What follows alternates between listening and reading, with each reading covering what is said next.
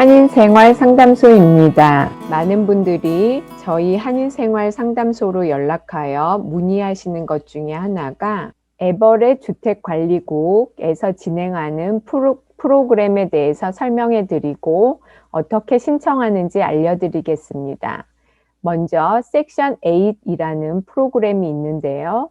이는 신청서를 작성하여 제출하면 추첨을 통하여 대기자 명단에 올려지고 대기자 명단에 있다가 본인 순서가 되었을 때 정부가 관리하는 아파트가 아니라 민간 아파트에서 렌트를 구하여 가구 수입의 30%만 그 렌트비로 지불하면 나머지는 정부가 지불해주는 그런 프로그램입니다.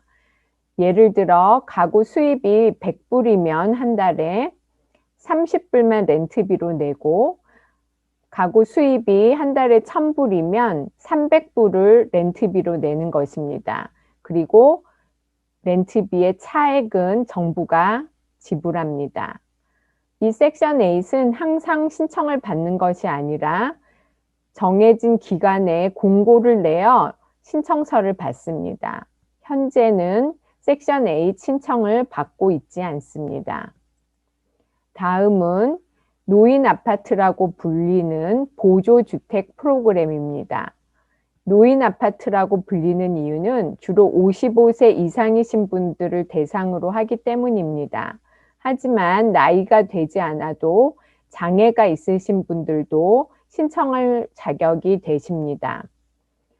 이렇게 신청서를 작성하여 제출하면 대기자 명단에서 최소한 5년 정도 기다려야 합니다. 그리고 본인 순서가 되었을 때 주택관리국에서 요구하는 절차들, 요구하는 서류들을 다 거치고 입주하게 되면 그 가구 수입의 30%를 렌트비로 지불하게 되는 그런 프로그램입니다.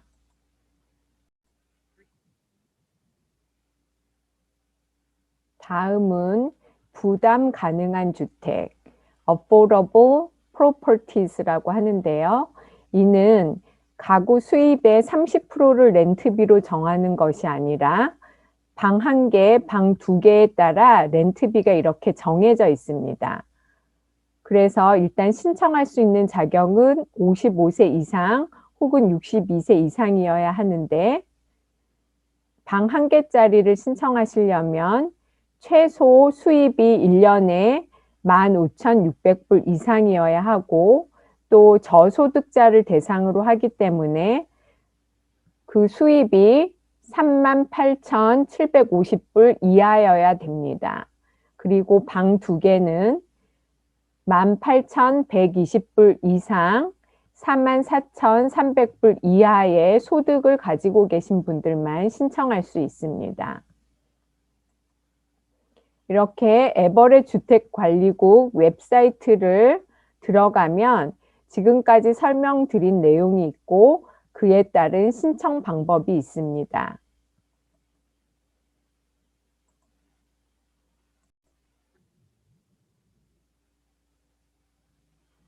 먼저 구글에 가셔서 에버렛 하우징 오토리티라고 치시면 이렇게 여기 웹사이트가 나옵니다. 여기를 클릭하여 들어가면 에버렛 주택관리국 웹사이트를 보실 수 있습니다. 여기에서 하우징 프로그램을 클릭하시면 이렇게 4가지 프로그램이 나옵니다. 첫 번째, 제가 앞에서 섹션 8이라고 말씀드렸던 건데요. 이 프로그램을 들어가 보면 현재 이 섹션 8은 클로즈 되어 있다고 합니다. 신청을 받지 않는 것입니다. 다음은 이 프로그램과 여기 노인 아파트가 정부 보조주택으로서 55세 이상이나 장애를 갖고 계신 분들이 신청할 수 있는 프로그램들입니다. 그리고 Affordable Housing이라고 정해진 렌트비가 있어서 최소 소득이 어느 정도 되셔야 한다는 그 프로그램입니다. 우선 노인 아파트에서 어떤 아파트를 신청할 수 있는지 들어가 볼 수 있습니다. 그러면 현재 이 섹션 8은 클로즈 되어 있다고 나오고, 지금 현재 신청할 수 있는 아파트가 매도우 1, 2, 3 이 아파트와 페퍼우드, 리누드에 있는 아파트이고요. 에버그린 카티지라고 실버레이크에 위치한 아파트입니다. 그리고 빌리지 이스트는 몬로에 있는 아파트입니다. 이 아파트들은 각각 여기를 클릭하여 들어가셔서 온라인으로 신청할 수 있습니다. 하지만 이 매도우 아파트는 에버렛에 위치하고 있는데요. 직접 전화를 걸어서 여러 가지 궁금한 사항을 물으시고 신청서를 보내달라고 하셔야 합니다.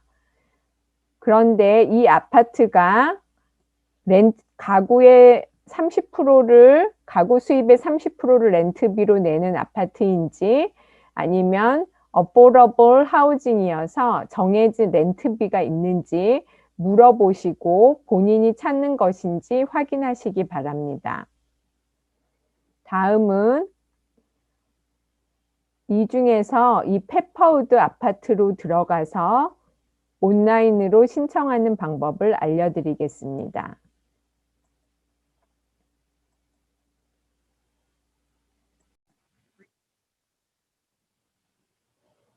이렇게 신청하는 웹사이트로 들어와 보면 여러 가지 정보들을 보실 수 있고요. 사진도 나와 있습니다. 그리고 아파트 도면도 나와 있습니다. 그런데 먼저 주의해야 될 점은 이렇게 이게 어포러블 하우징이라는 것입니다. 즉 가구 수입의 30%만 렌트비로 내는 보조주택이 아니라 정해진 렌트비가 있기 때문에 그 렌트비를 감당하실 수 있도록 1년에 최소 얼마 이상의 수입이 있어야 된다는 그 자격 조건이 있습니다. 그 점을 염두에 두시고 진행해 주시기 바랍니다. 이제 신청하기 위해서 신청자 로그인 페이지로 들어가면 이렇게 사용자 이름과 비밀번호를 적는欄이 있습니다.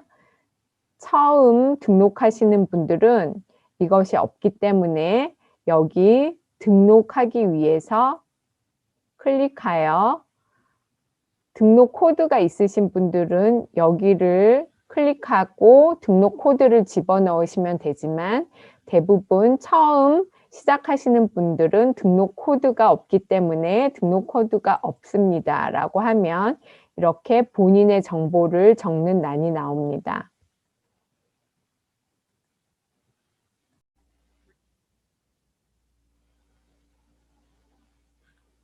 이렇게 본인의 계정을 생성하기 위해서 개인 정보들을 입력합니다. 이름, 영수. 저는 가짜로 만들어서 진행해 보았는데요. 이렇게 이름을 적으실 때는 본인의 소셜 카드에 있는 이름을 쓰시는 것이 좋습니다. 그리고 성, 김이라고 적었고요. 소셜 넘버를 이곳에 적으시는 겁니다. 만약에 소셜 넘버가 없으면 999-999999라고 입력하라고 되어 있습니다. 이렇게 빨간 표시로 되어 있는 것은 꼭 입력해야 되는 상황이 있기 때문에 입력을 하지 않으면 다음 페이지로 넘어가지 않습니다. 이곳에 소셜 넘버를 한 번 더 적으셔서 틀리지 않도록 확인하시고 전화번호를 적습니다. 저는 상담소 전화번호를 사용했습니다. 그리고 이메일이 있으셔야 되는데요. 저는 이곳에 임시로 이메일을 만들어서 적어 보았습니다. 이 이메일 주소가 정확히 일치하도록 한 번 더 적으시고 그리고 본인 계정에 비밀번호를 만드시는 것입니다. 비밀번호를 만드실 때는 10자리 이상 되어야 하고요. 보통 대문자가 있어야 되고 숫자도 있어야 되고 느낌표, 물음표 같은 기호도 있으셔야 됩니다. 비밀번호를 만드셨으면 여기서 다시 한번 기록하여 일치하는지 확인하셔야 합니다. 이게 일치하지 않는 것 같아서 다시 한번 제가 쓰겠습니다.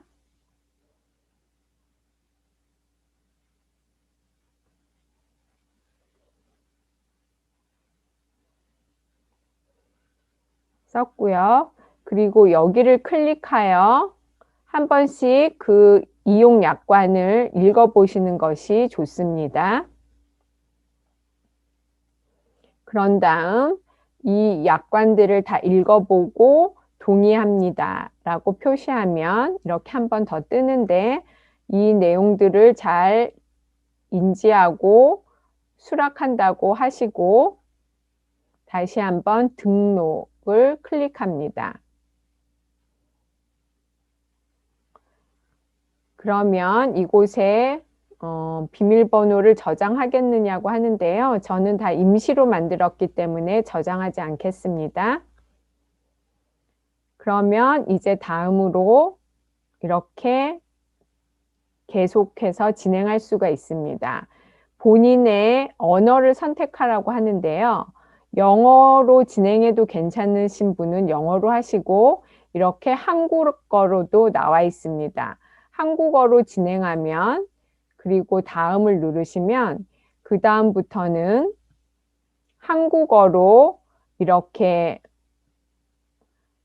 질문이 나옵니다. 그래서 한국어를 이용해서 진행하실 수 있습니다. 하지만 이 한국어가 구글 트랜슬레이션 같은 거를 이용해서 가끔 오류가 있을 수 있습니다.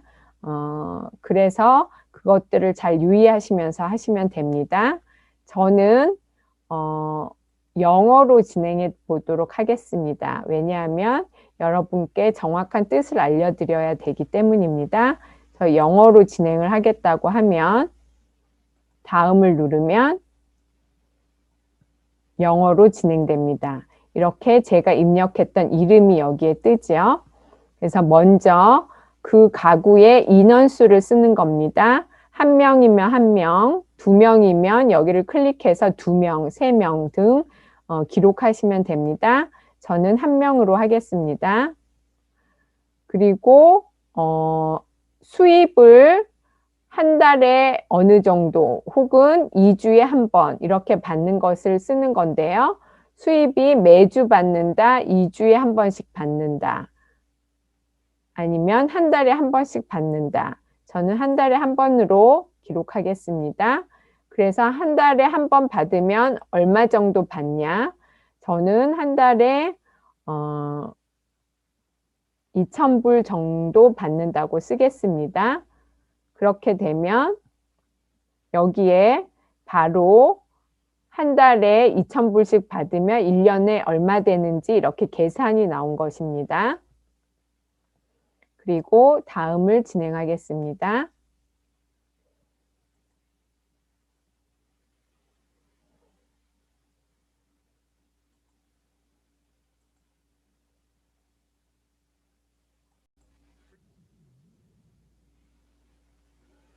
이 페이지에서는 이 신청서와 관련된 설명을 하고 있습니다. 먼저 이 신청서는 18세 이상의 모든 사람들의 가족들의 사인과 정보들이 다 들어가 있어야 된다고 하고 있습니다. 그리고 여기에는 사실만을 기록해야 된다고 하고 있고, 그리고 만약에 이 신청서를 제출한 다음에 이사를 가거나 전화번호가 바뀐 등의 연락처가 바뀌면 꼭 이 담당국에 전화를 해서 알려줘야 된다는 내용입니다. 이렇게 신청서와 관련된 설명들이 있은 다음에 다음으로 넘어가면 이제 개인 정보들을 적는欄이 나옵니다.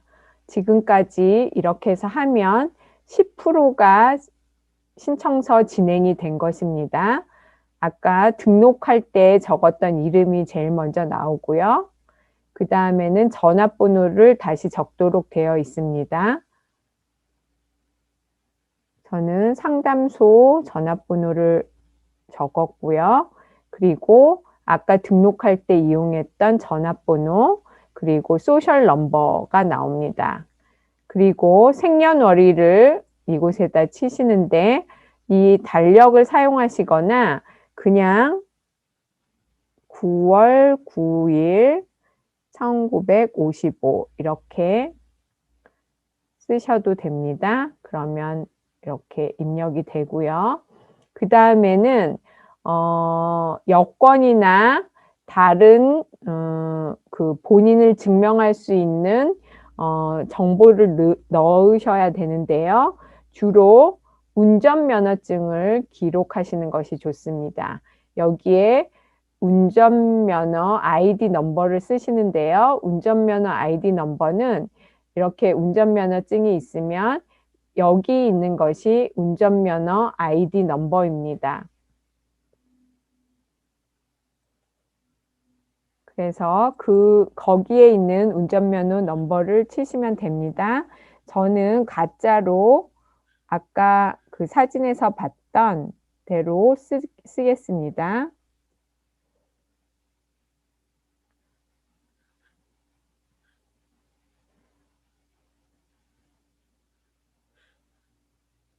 이렇게 쓰시고 그 다음에 이 운전면허증을 받은 주를 쓰셔야 되는데 이 화살표를 누르시면 밑으로 내려가면 WA 워싱턴주가 나옵니다. 자동 입력되고요.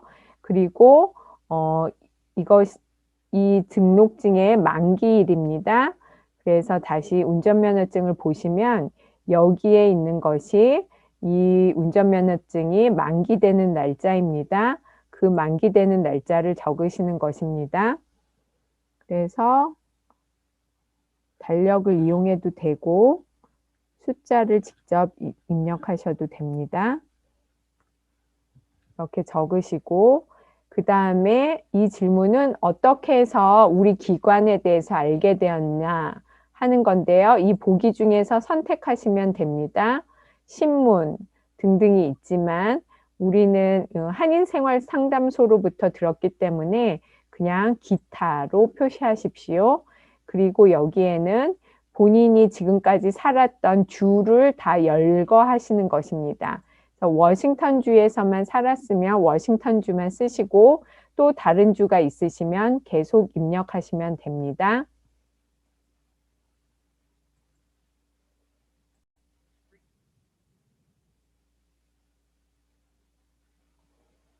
이제 주소를 적는 란입니다. 이곳에 주소를 기입하기 위해서 클릭을 하십시오. 만약에 여기에 적어야 될 주소가 미국이나 캐나다 주소가 아니신 경우에는 여기에 체크를 하시고 미국이나 캐나다, 미국 주소를 쓰실 것이면 체크를 안 하셔도 됩니다. 주소를 먼저 적으십시오. 저는 상담소 주소를 적겠습니다.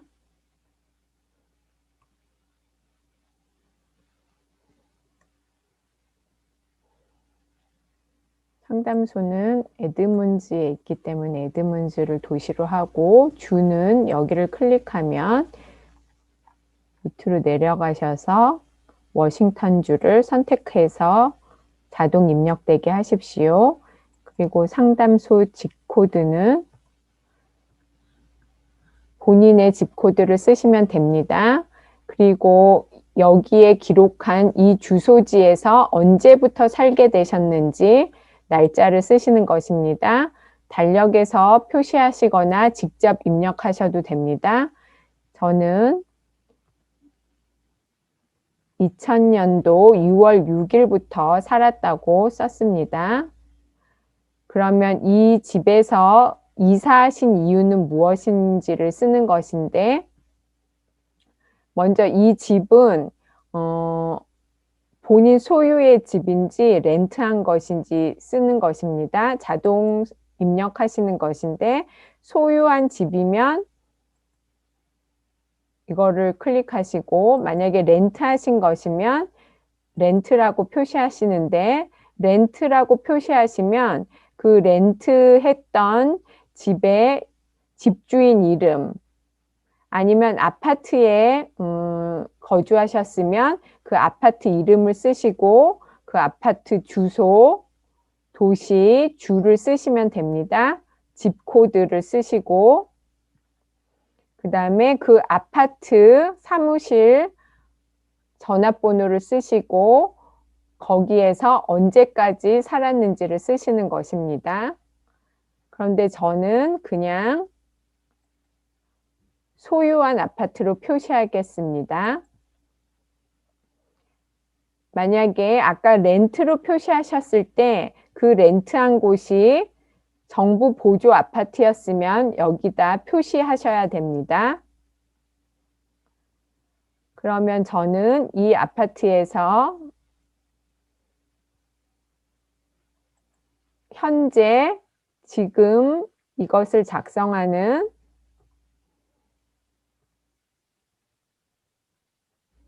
까지 살았다고 기록하겠습니다. 그리고 여기에서 나가고 싶은 이유는 이유를 꼭 쓰셔야 되거든요. 그래서 저는 집을 팔았다고 쓰겠습니다.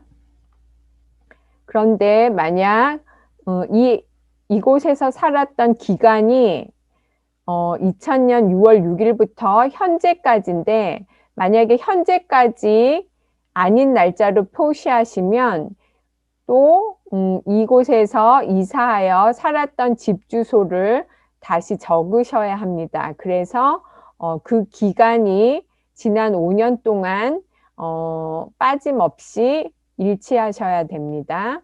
저는 일단 이렇게 적겠습니다.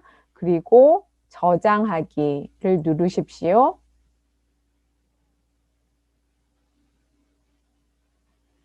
그러면 이렇게 제가 기록한 내용이 나옵니다. 그런데 지금 이 주소지가 현재까지 살고 있는 주소지가 아니시면 여기를 다시 클릭하셔서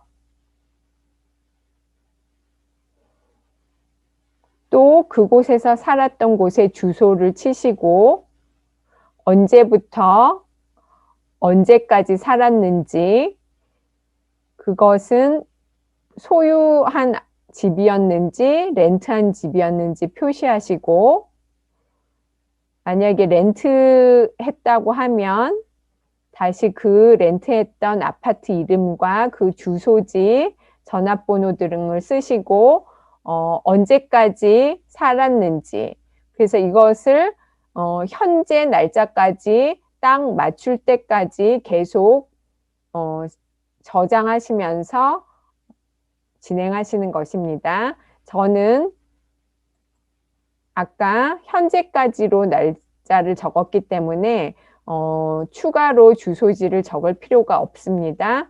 그래서 다시 다음으로 넘어갑니다.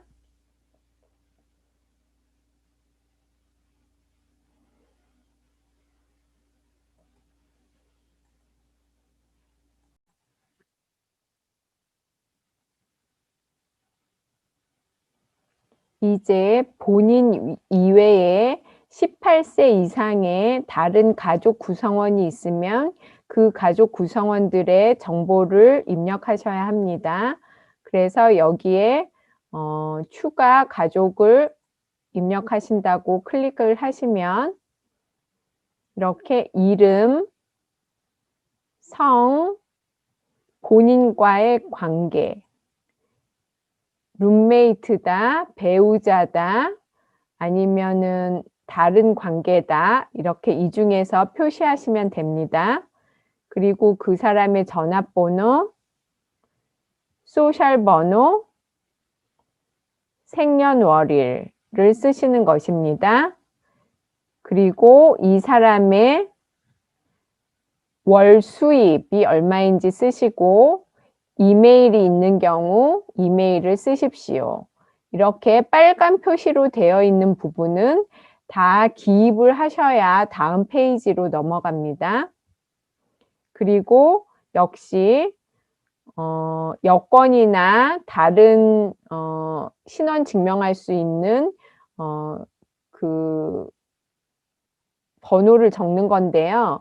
여기에 주로 운전면허증을 쓰시는 것이 좋습니다. 아까 사진에서 보여드렸듯이 운전면허, 아이디 번호, 그리고 그 운전면허증을 발급받은 주 이렇게 쓰시면 워싱턴주면 워싱턴주를 찾으시면 되고 또는 캘리포니아나 다른 주면 찾아서 입력하시면 자동 입력됩니다.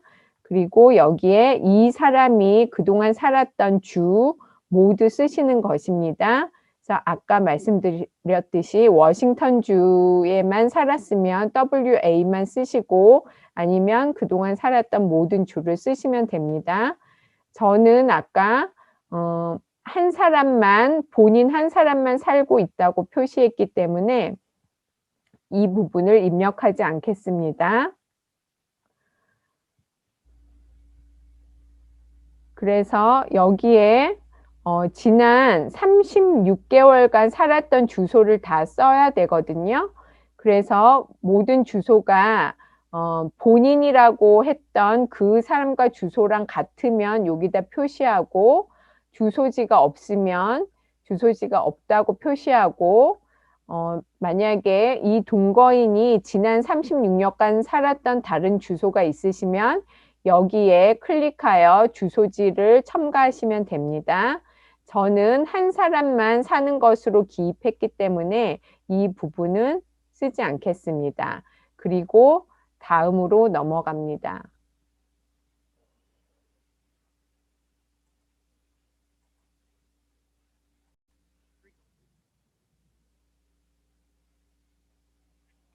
다음 질문입니다. 여기에 있는 질문들에 yes, no, 예, 아니오로 대답하시면 됩니다.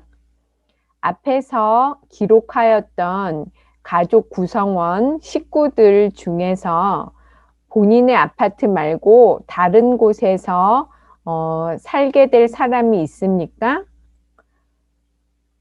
아니오면 no라고 표시하시고 또 앞에서 입력했던 가족들, 식구들 중에서 본인과 함께 항상 같이 사는 것이 아니라 같이 살았다 또 딴 데 갔다가 이럴 사람이 있습니까?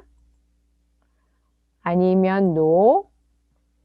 그리고 앞에서 입력한 가족들 중에 섹션 8 웨이팅 리스트에 지금 들어가 있는 사람이 있습니까?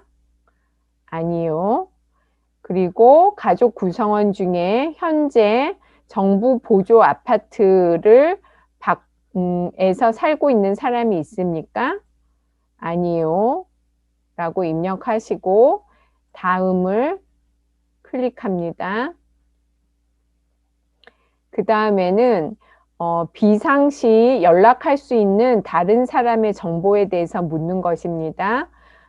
주택관리국에서 연락을 취하였을 때 꼭 연락을 받으셔야 하기 때문에 본인이 못 받을 경우 또 다른 사람이 연락 받으실 수 있는 것이 좋습니다.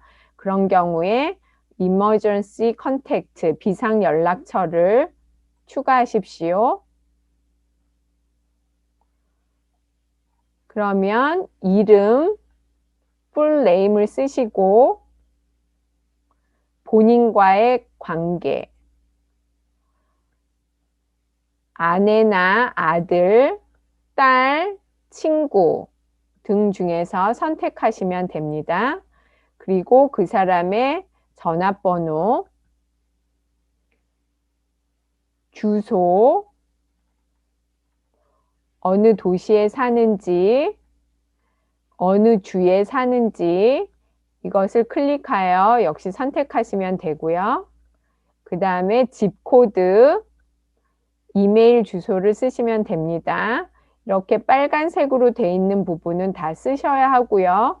이메일 주소는 빨간 표시가 없기 때문에 안 쓰셔도 됩니다.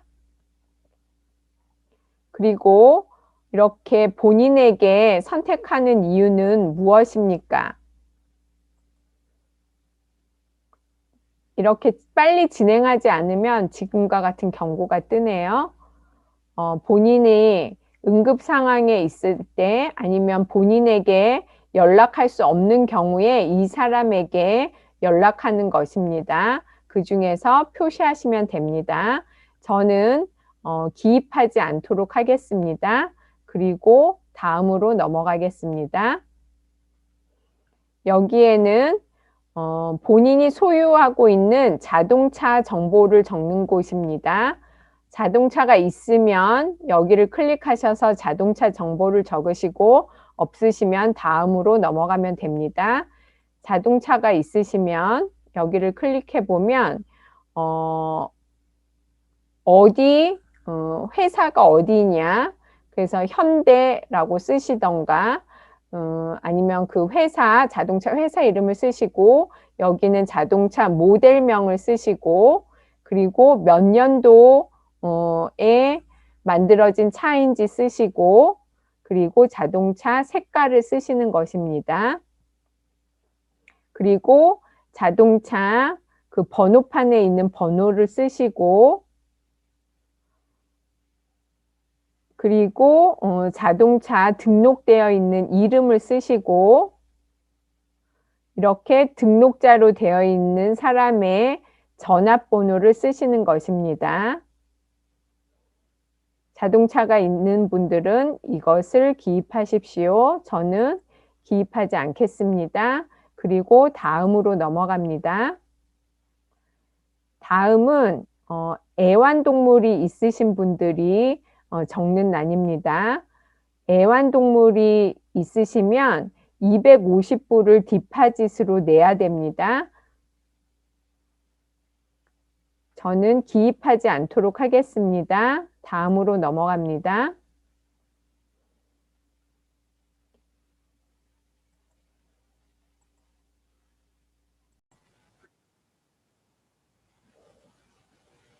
다음 질문들입니다. 본인이 함께 살고 있는 식구들 중에서 앞으로 12개월 동안 어떤 추가 사항이 있을 수 있습니까? 아니요. 또 그 가족 중 누군가가 지금은 본인과 살고 있지만 나중에는 그렇지 않을 식구가 있습니까? 원래는 본인과 사는데 지금 여기에 기록하지 않은 식구가 있습니까? 아니면 함께 사는 케어기버가 있습니까? 대답을 다 하시고 다음을 클릭하시면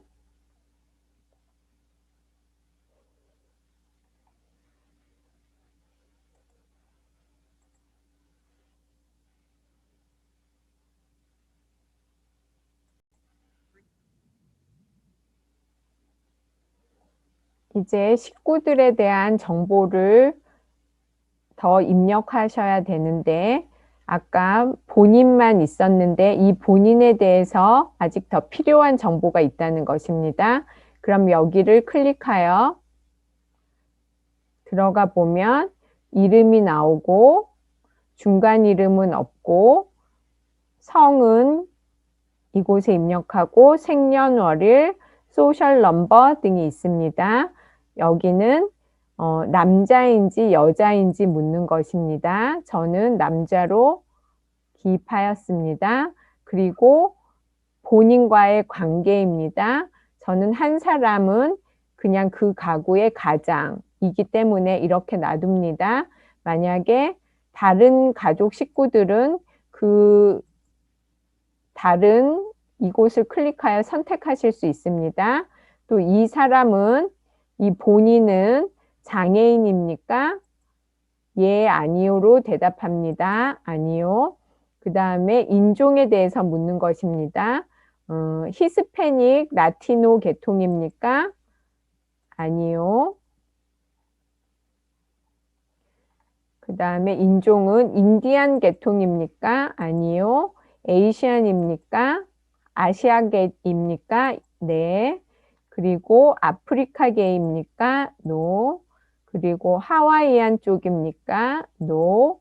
백인입니까? 노. other race, 다른 인종입니까? 아닙니다. 아니면 이런 인종에 대한 질문에 대답하지 않겠습니다는 여기를 클릭하시면 됩니다. 그리고 이 사람은 학생입니까? 학생이 아닙니다로 표시합니다. 그리고 이 사람은 지난해에 학생이었습니까? 아닙니다. 이 사람은 앞으로 학생이 될 것입니까? 공부할 것입니까? 아닙니다. 다른 특별한 사항이 있으면 여기에 기입하지만 없기 때문에 이렇게 쓰고 저장하기를 하셔야 됩니다. 저장하기, 이것은 취소하기입니다.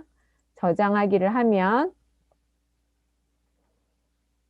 이 사람에 대해서는 다 됐는데 아까 가족 구성원을 추가하신 분들이 있으면 여기를 클릭하셔서 계속 작성하셔야 합니다. 저는 다음으로 넘어가겠습니다. 이제 수입에 대해서 묻는 것입니다. 이 사람은 일해서 번 돈이 있습니까?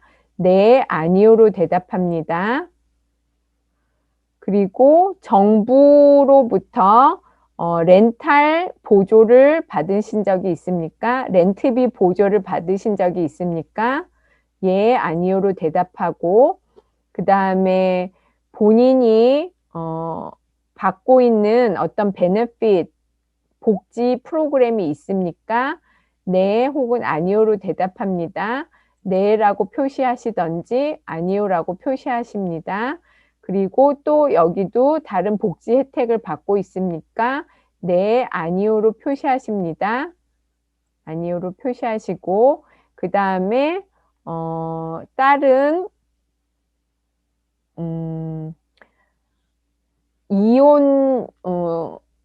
이혼하여 이혼 수당이나 아니면 다른 돈을 지불하시는 것이 있습니까? 예, 혹은 아니요로 대답하십시오. 그 다음에 소셜연금이나 SSI 아니면 사회보장국으로부터 받는 혜택이 있습니까? 예, 아니요로 대답하십니다. 만약에 소셜연금을 받으시고 계시면 예스라고 표시하십니다. 그리고 다른 펜션이나 다른 수입이 있습니까? 네, 아니요로 표시하시고 그리고 가구에서 그 가구에 들어오는 돈이 아니고 어떤 형태로 받는 돈이 있습니까? 정기적으로 받는 돈이 있습니까? 네, 아니요로 표시하시고 그리고 앞으로 12개월 동안 본인 수입에 엄청난 변화가 생길 것 같습니까? 네, 아니요로 표시하시면 되십니다. 그래서 이 정보는 그 가구의 수입에 대해서 묻는 질문입니다. 그 가구 구성원들 모두에 해당되는 질문입니다. 다음으로 넘어가면 제가 앞에서 소셜연금을 받는다고 표시했기 때문에 여기다 소셜연금을 입력해야 합니다. 그래서 이것은 누구에 대한 인컴입니까? 저는 한 사람만 기입했기에 한 사람 이름이 나오지만 가족을 여러 명 기입하였으면 가족 구성원들이 쭉 나올 것입니다. 그래서 이 소셜연금을 받는 사람의 이름을 클릭하시면 자동 입력됩니다. 그 다음에 이 사람은 소셜연금을 얼마나 받습니까? 저는 이곳에다 750불이라고 쓸 텐데요. 아까도 말씀드렸듯이 이것은 affordable housing이기 때문에 본인 수입에 그 최소 얼마 이상 돼야 된다는 자격 조건이 있습니다. 그게 1,500불 이상이기 때문에 한 달에 일단 저는 1,600불이라고 쓰겠습니다. 그리고 저장하십시오. 그러면 1년에 계산돼서 이렇게 나옵니다. 그리고 다른 가구 구성원들의 또 기록해야 될 점이 있으면 여기에 추가를 클릭하셔서 얼마 받는지 그 사람의 정보를 기입하면 됩니다. 다음으로 넘어가겠습니다. 그리고 다른 인컴이 있으면 또 여기다 추가하는 것입니다. 그래서 이 인컴은, 이 소득은 누구 것입니까? 또 여기다 클릭을 하시면 바로 그 사람 이름이 기입되고, 그리고 이 수입은 무엇입니까? 라는 것입니다. 그래서 만약에 일을 해서 버는 돈이 있으면 웨이지라고 쓰시고, 그리고 이 웨이지를 1년에 몇 번 받습니까? 한 달에 몇 번 받습니까? 2주에 한 번씩 받는다. 아니면 한 달에 한 번 받는다. 이렇게 표시하시면 되십니다. 그리고 한 달에 한 번 받을 때 얼마 받느냐 이렇게 쓰시면 됩니다. 저는 예를 들어 보여드리기 위한 것이기 때문에 취소를 하겠습니다. 만약에 다른 수입이 있으면 이곳에 그에 대한 정보를 정확히 기입하셔야 합니다. 그리고 저장을 하십시오. 저는 취소를 하고 다음으로 넘어가겠습니다. 그 다음에는 지금까지 입력한 것들을 다시 한번 보는 것입니다. 그래서 입력한 스펠링이 틀렸다. 그러면 여기를 클릭하여 다시 수정할 수 있습니다. 에딧이 수정할 수 있다는 내용입니다. 없으면 다음으로 넘어가고, 그리고 저는 지금 다른 에러가 없기 때문에 다음으로 넘어가면 됩니다. 이제 그러면 저는 92%가 완성된 것입니다. 그러면 영수김이 이제 사인을 하셔야 합니다. 지금 사인이 되지 않았기 때문에 여기를 클릭하여 사인을 하실 수 있도록 합니다. 여기에 동의합니다 라고 하고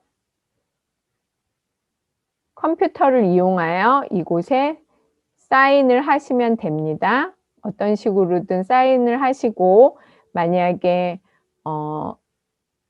그 본인 이름의 앞에 첫 글자를 써서 김이라고 했으니까 저는 K를 적도록 하겠습니다. 이렇게 저장을 하면 이곳에 이 서류에서 여기에다가 사인을 하실 수 있습니다.